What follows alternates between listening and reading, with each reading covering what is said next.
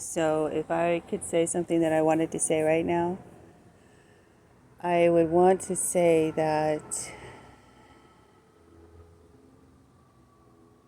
if stalking isn't true, neither is the Trail of Tears. If genocide isn't true, neither is Auschwitz. Neither are the wearers of the Purple Triangle.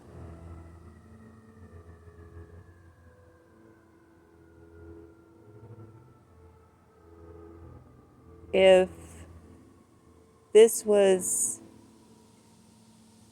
not stalking, what do we need a social security number for?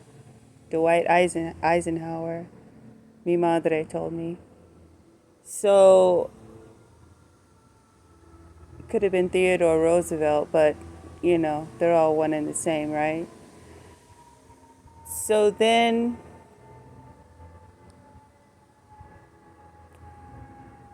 here we are today with the same government misconduct inside out, since everything is secret files and sealed and shut. The Bible is right there. Not so much sealed and shut is the truth, now is it? Tap, tap. So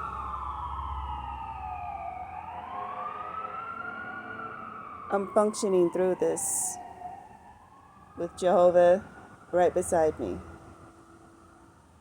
I am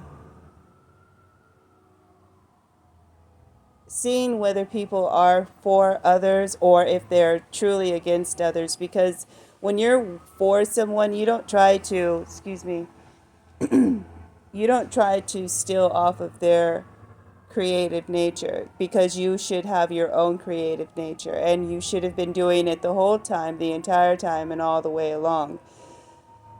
Yes, you can learn how to do things the right way, but if you're doing them and it looks like it's good, but what it is that's coming out of your mouth and your conduct and your behavior, your high headedness about it, that's a whole nother story. No woman gets anything done in the kitchen when she's not cooperating with the other women in the kitchen, or at least listening to the man in the kitchen who is talking, or the men in the house who are there having a conversation, right? Because men will keep what is men's business to men,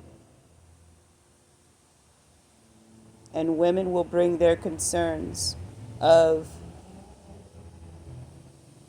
honesty to the men so that the men can make a sound decision for the household or for what is needed concerning the matter, because they can also put a woman on track to let them know that it's okay.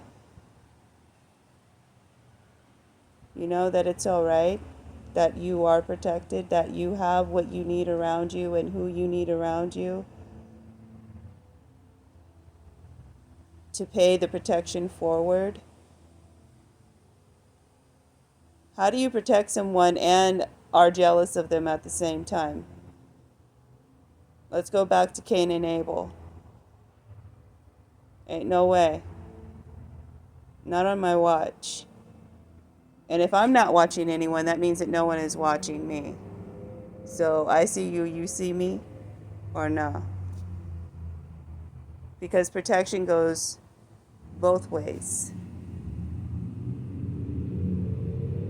But it hits every curve of the compass when it's done right. And Jehovah is the only one that's able to navigate that. He knows where the need is great. And it is those people who we're supposed to take our hearts and our mindset and make them the focal point. Yes, people can be redirected, they can be retaught, and all of these types of things, right? People also have to do things their way, even concerning myself. You have to do it your own way. So I'm either this or that, or what some would say, not enough, right? As earnestly as I am praying for Jehovah to help people to see me, not me, but see Him through me, so that I can reiterate to people that this person of this part of my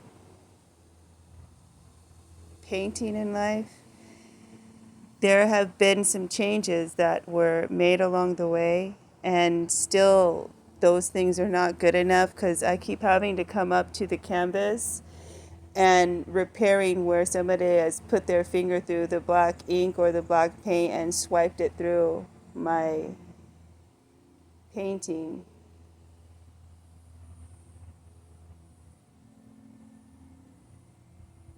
So either it is fair or it isn't fair. I would just clean it up as I go along because it happens constantly. You don't like my picture, you don't have to look at it.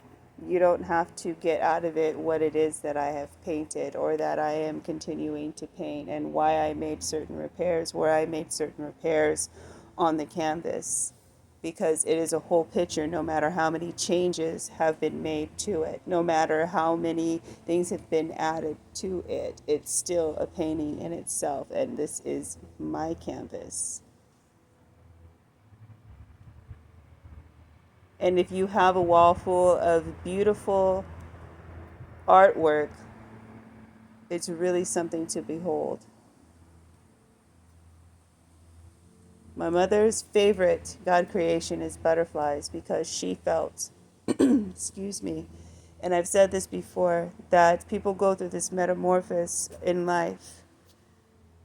And to get to that part where you're just inside of the cocoon or and you have gone through all of these things, just surviving, you just ate your way through life, right? Because that's what a caterpillar does, right? We'll call it a monarch. Um, so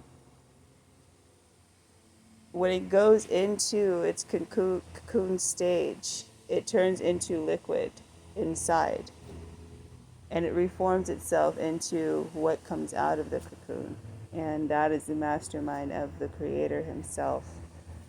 A new birth, a rebirth, we would have to die, right? And then you would have to recreate. So Jesus did not look like Himself when He came out of the tomb. He was Himself going into the tomb on the physical side of things. And so that to me is what is interrelatable to the earth and to Jehovah and to life. It is not reincarnation, it is resurrection. That's what it is.